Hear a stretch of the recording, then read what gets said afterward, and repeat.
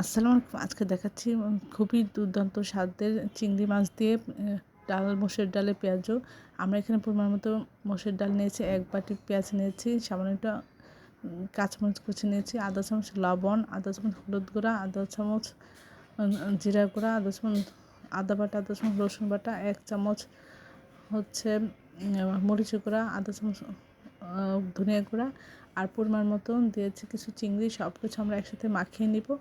যখন সুন্দর করে মাখানো হবে, মশলা সব মিশে যাবে, তখন আমরা একটা পাত্রে তেল গরম করে এটা দিয়ে দিব পেঁয়াজের শেপে।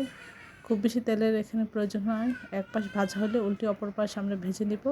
তারপরে লাল লাল হয়ে ভাজা হলে আমরা এটা নামিয়ে পরিবেশন করব। এটি খেতে অসাধারণ লাগে। আশা করি এই রেসিপিটা আপনারা একবার হলেও ট্রাই করবেন। এটা সবাই খুব পছন্দ করবে, মজা করে খাবে।